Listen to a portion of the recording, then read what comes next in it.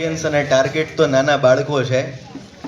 નાના બાળકો માટે એક બહુ સરસ શેર હું તમને યાદ રહી જાય એવો સંભળાવવા માંગુ છું, જે આપણા બધાને નાનપણથી પોતાની એમ હેડલાઇનમાં યાદ રાખવો જોવે.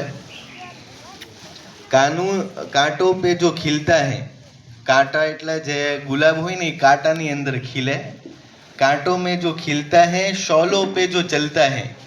शोला એટલે અંગારા એક ટાઈપના કોલસા આપણે જેને કહીએ ને, तो कांटों में जो खिलता है, शोलों में जो पलता है, वो फूल ही गुलशन की तारीख बदलता है. ફૂલ એટલે આપણે જે કંઈ પણ ફ્લાવર કહીએ, ગુલશન એટલે બાગ, દુનિયા. જે પોતાની લાઈફમાં આવા બધા સ્ટ્રગલની સાથે આગળ વધે, જેવી રીતે આપણા પહેલાં પુતિન સાહેબ કે એમણે પુનિત સાહેબે આપણી સામે જે વાત કરી, લાલ બહાદુર શાસ્ત્રીજીની, ડૉક્ટર એપીજે અબ્દુલ કલામજીની, કે એમણે નાનપણથી કેવી રીતે સ્ટ્રગલ કર્યું એમની જિંદગીમાં, મહેનત કરી અને પોતાના જે પણ પ્રોબ્લેમ્સ અને સમસ્યાઓની સાથે લડ્યા અને નાનપણથી પોતાનું કંઈક ને કંઈક વિઝન બનાવ્યું, તો એ પોતાના સ્ટ્રગલને ફેસ કરીને પોતાના ટાર્ગેટને સેટ હોવાના કારણે એ પોતાના જિંદગીમાં આ સ્ટેજ ઉપર ને આ સ્ટેટસ ઉપર પહોંચ્યા.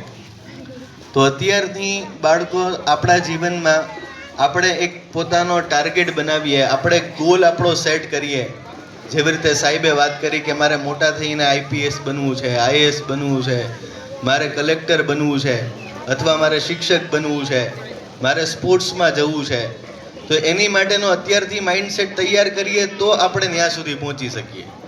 જે કાંઈ પણ ગોલ અચીવ કર્યા છે એની મહેનત નાનપણથી શરૂ થાય. સાયન્સમાં એવું કહેવાય કે 13 વર્ષ સુધી માણસ છે ને એનું ડેવલપમેન્ટ 90% કરી નાખે. તમારામાંથી કોણ 13 વર્ષનું છે?